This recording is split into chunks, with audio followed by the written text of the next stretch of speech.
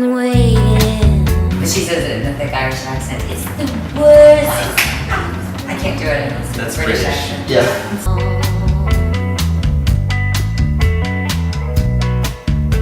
How's it going, everyone? Ross Bernhardt, CHARGED.fm, the magazine, here for another in-studio session. And all the way from Los Angeles, we have here in Brooklyn, New York, the Shakers. Thanks you so much, guys, for being here today. Yeah, of course. Thanks for having us. So we have Jody Shell, Chris Lee, Kyle Kozlowski, and Nick Woods, Yes. the members of the Shakers. So 2009, Chris, you moved to LA, and then you met Jody almost instantly. Yeah. Pretty much that night. The night I landed. And how quickly did that's as quick as it can get as far as meeting a future bandmate, but then how quickly did the rest of forming the group develop? There's a little bit of a courtship phase with Jody and I. She was singing backups in a band at the time, and a buddy of mine introduced us the night that I landed, and I got to check her out with her band. I thought that she should be the front person of a project, and I had a bunch of songs written and kind of wanted to find a singer, and so we started working together and immediately kind of hit it off. And Nick came along next, and Kyle was an accident. We weren't expecting A He's surprise. the miracle man. Yeah. Rhythm method does not work. And so you're from Philly. Are the rest of you guys from Los Angeles originally, or? No, we're actually from all over. I mean, Nick can claim that he was actually born in Los Angeles, even though he kind of grew up all over the place. Okay. And then I'm actually from Detroit, and then Kyle is from Anchorage, Alaska. Anchorage, Alaska. Yes. Holding it down from the non-continuous US. So I guess basically this question can apply to all of you then. I mean, you're in LA now trying to make it as a band, but how is it culturally different in a music sense as opposed to the other, like here on the East Coast, New York, Philly, or Detroit or Alaska even, or just like as far as making it in the music industry?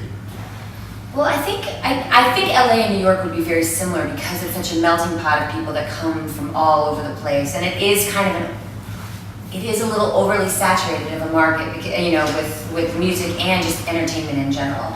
So you have to really work hard to get to build that audience, to get people to come out, and then you go to a small town or you go anywhere outside of Los Angeles, and you're blown away by how much easier it is to get people to come to shows.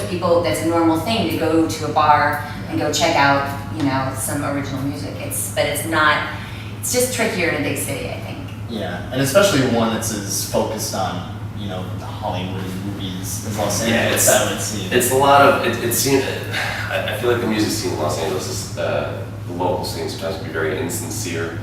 A lot of people are just they're all about the image and the look, and it's I feel like, to me personally, I just feel like it kind of lacks a little bit of genuineness that you'll find when you go to like a town like I think even New York has more of like a personal touch to the music scene. Philadelphia has a really strong like a core of like this that sound comes out of this town. And like Jody said, when you go to smaller towns outside of big cities, just like there's like, oh, so are you guys going to the one thing there is to do tonight?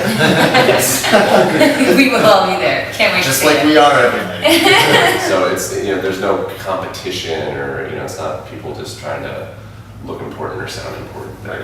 It's LA's weird. It's harder to please people out there too. Yeah. When we go to smaller markets and everyone loves them. Yeah, how do you guys think you're doing so far traversing this environment sort of in LA?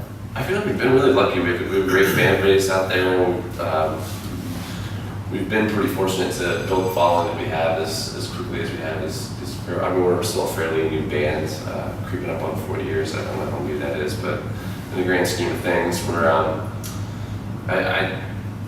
I felt like it was like really well received almost right away, and it's been awesome to see the shows that we've been able to get on and the exposure and such.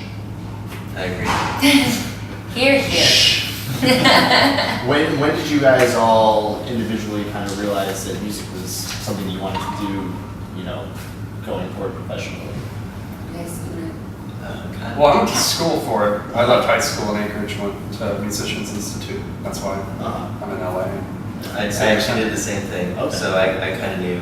I decided, I guess like halfway through high school. Yeah. You know, 16.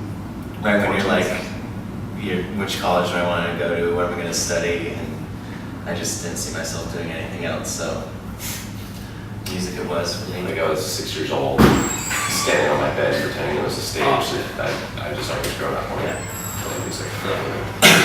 I moved to LA because I wanted to be an actress and be like the next Kate Blanchett. And I was playing music on the side to kind of keep my head straight. And then I kind of realized one day, because I was struggling, and I just realized what would happen if instead of the music was on the side, I would have made that the focus and switched. And when I did, I met better people and I was just happier immediately. And so yeah, I just stopped the acting completely and like just focus on the music.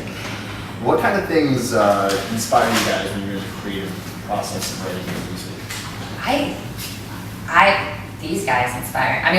Like we all inspire each other. But I mean, like when I'm trying to like write some lyrics to match some of this stuff, this energy that they all create together. You know, it's just this domino effect of this like frenzy of like all these things that you have, like you can't stop playing and you have something else you want to say and you want to say it louder and we're gonna build and build.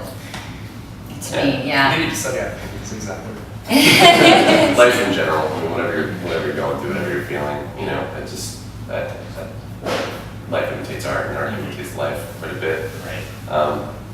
That and puppies definitely inspire us. Puppies. Who can't get inspired by puppies? Mhm. So is that how it usually will go? You guys will start with music and then you'll try and write lyrics to match that music, or is it the other way around as well? I feel like every song kind of has its own little lifeline, but generally that is what's happening. We have a rehearsal and then, you know, we're working on something specifically for a show, and then we kind of release the tension a little bit, like the guys get a bit of mischief in them and they start dabbling in something and something catches, like something's just kind of ignites us a little bit more, and then it suddenly, you know, a month later is a full song, just a full story. Yeah. It's nice.